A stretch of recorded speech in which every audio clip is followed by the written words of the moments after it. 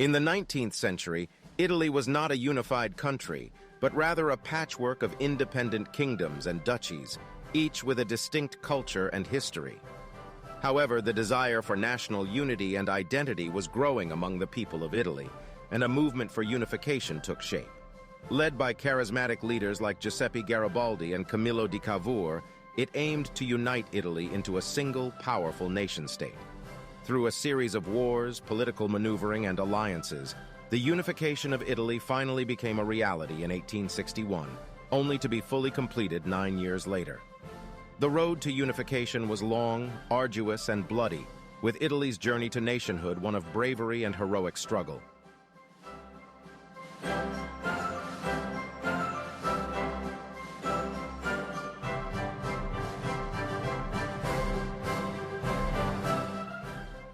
The Congress of Vienna, a conference attended by the most influential European powers, was convened to restore peace and order to a continent ravaged by the tumultuous and devastating aftermath of the French Revolutionary and Napoleonic Wars. The mission was to create a new balance of power and redraw the map of Europe, with the primary objective of averting future wars. While the repercussions of the Congress of Vienna were felt across the continent, Italy experienced a profound impact.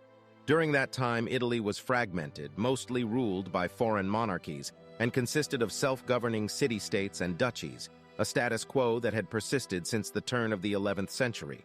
In Italy, the Congress officially recognized the Kingdom of Sardinia, the Kingdom of the Two Sicilies, and the Papal States. Additionally, the Habsburg Austrian Empire, under the Kingdom of Lombardy-Venetia, exerted direct control over much of northern Italy, thereby keeping Italy weak and divided. Consequently, Italy remained a playground for competing foreign powers, leading to perpetual political instability, economic stagnation, and social unrest. Nonetheless, the Congress of Vienna laid the foundation for the creation of a unified Italian state, a vision that was soon realized decades later. The notion of Italian unification was a budding concept, brought to life with the emergence of the Napoleonic Cisalpine Republic and the Kingdom of Italy in the midst of the Napoleonic Wars. These two entities marked a crucial step towards the unification of Italy, also marking the genesis of the iconic green-white-red Italian tricolor. But Austria was threatened by the rise of Italian nationalism, which posed a threat to its own power and sway in the area. Clemens von Metternich, Austria's chief diplomat, staunchly opposed the idea of a united Italy and went to great lengths to impede its fruition. To Metternich, Italy was nothing more than a geographical expression. The Congress was detested by the Italian populace, who viewed it as an act of betrayal of a unified Italy. This disillusionment helped fuel a chain of revolutions and uprisings that reverberated throughout Italy in the 1820s and 30s. The revolutions sought to establish constitutional monarchies in the case of the 1820s and a yearning for national pride and unity in the 1830s. Though they were met with savage repression by the Austrian army, they nevertheless laid the foundation for future movements to unify Italy. Giuseppe Mazzini, an Italian visionary with an unyielding commitment to his beliefs, knew that the only way to achieve Italian unification was to ignite a revolution through the spread of radical ideas and the creation of a strong sense of national identity. In 1831, he established Giovine Italia, or Young Italy, a movement that would do just that.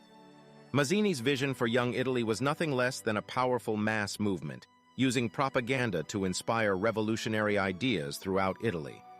The movement sought to create a democratic and classless republic founded on the principles of liberty, equality, and fraternity.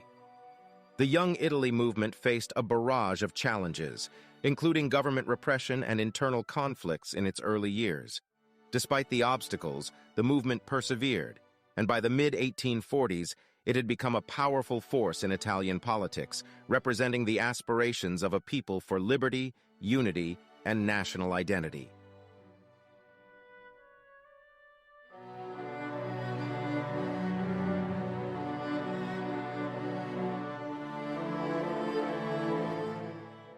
Since the defeat of Napoleon, the ideals of nationalism and liberalism festered in the minds of the European masses. Gradual unrest and tension sparked off in the revolutions of 1848. The revolutions were a time of great political upheaval and change across Europe, a period characterized by its intense social unrest. On March 18, 1848, the people of Milan took to the streets, demanding the end of Austrian rule. The 5 days of Milan saw the city plunge into chaos, with Austria responding in force. However, staunch Milanese determination led to their victory. Similarly, another revolt happened in Venice, but was not as successful.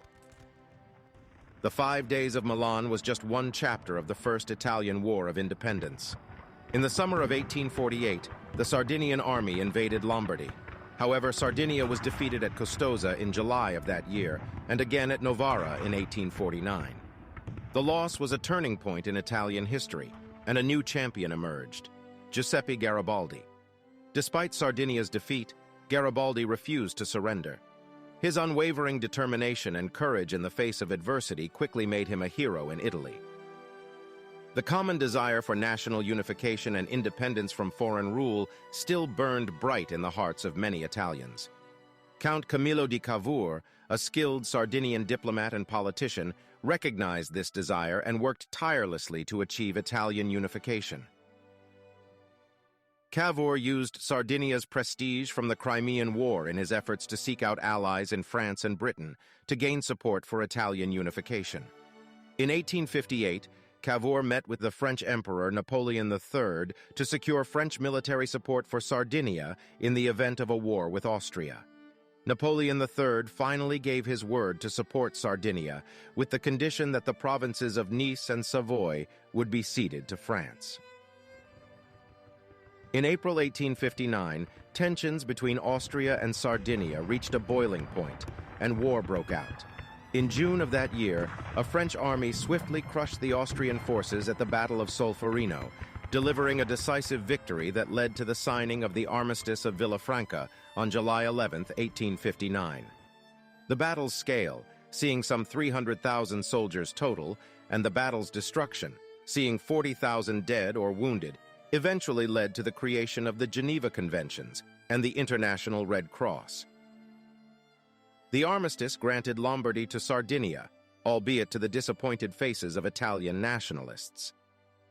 Cavour, however, recognized the strategic value of the peace agreement and utilized it as a stepping stone towards further Italian unification. He continued his work by negotiating the annexation of the duchies of Parma, Modena, and Tuscany to Sardinia in 1860. On the backdrop of the Second Italian War of Independence, Giuseppe Garibaldi believed that the Italian people needed a leader who could rally them together and lead them to victory against the foreign powers that were controlling their country. Thus, in 1860, Garibaldi set out on his Expedition of the Thousand. Garibaldi's expedition was made up of a group of about 1,000 soldiers known as the Red Shirts. They sailed from Genoa to Sicily on May 5, 1860, with the goal of liberating the island from the Spanish Bourbon Kingdom of Two Sicilies. The expedition landed at Marsala, where Garibaldi declared himself dictator of Sicily. The Bourbon forces were taken by surprise by Garibaldi's swift and strategic military maneuvers. Garibaldi and his Red Shirts defeated the Bourbons at Calatafimi, Palermo, and Milazzo. With these victories, Garibaldi was able to secure control of Sicily and move north to the mainland of Italy. Garibaldi's forces continued to defeat the Bourbons and the Papal States, gaining control of southern Italy. Garibaldi's campaign came to an end in 1861, when he agreed to unite his forces with those of the Kingdom of Sardinia under the rule of King Victor Emmanuel II.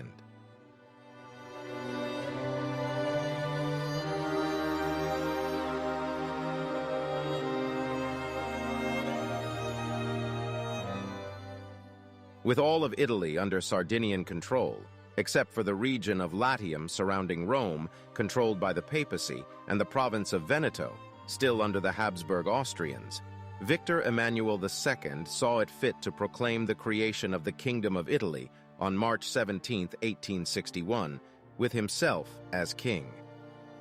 The proclamation of the Kingdom of Italy was a moment of great pride and optimism for many Italians. It represented the fulfillment of a long-held dream and the beginning of a new era of national unity and prosperity.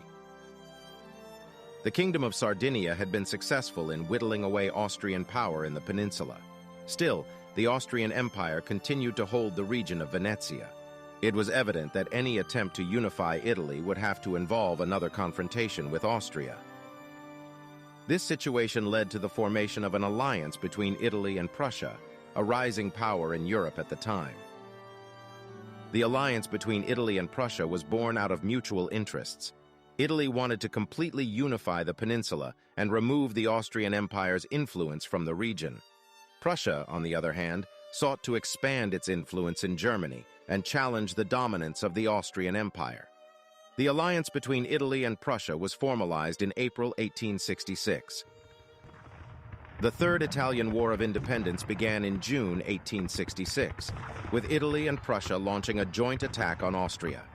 The Italians captured Venice, while the Prussian army defeated the Austrian army in the Battle of Königgrätz, the decisive battle of the war. The war officially ended with the signing of the Peace of Prague on August 23, 1866. The treaty forced Austria to recognize the Kingdom of Italy, ceding Venetia to it, and also recognized the North German Confederation, which was formed by the Prussian-led states of Germany. One last chapter in the process of Italian unification was required. For a millennium, the Papal States had existed as a political power in Italy, but by 1870, they consisted of the region of Latium, with Rome as their capital. Since the outbreak of the revolutions of 1848, the French stationed troops in Rome, but with the collapse of Napoleon III's Second French Empire with the onset of the Franco-Prussian War, the Papal States were vulnerable. On September 20th, Italian troops entered Rome unopposed. The capture of Rome ended the temporal power of the Pope, but also ended the Italian unification, with the declaration of the city as the new Italian capital. Italy was now finally unified under the Sardinian House of Savoy, a triumph of determination and perseverance. Italy was no longer a patchwork of small, independent states, but a single, powerful nation with a rich cultural heritage and a vibrant economy. The unification of Italy paved the way for the country's rapid industrialization, which saw it emerge as one of the leading economic powers in Europe. It would also get itself involved in wider European politics, participating in the scramble for Africa and conflicts with the Ottomans. In 1915, Italy once again went head-to-head against Austria-Hungary in World War I, sometimes in the context of Italy, referred to as the Fourth Italian War of Independence.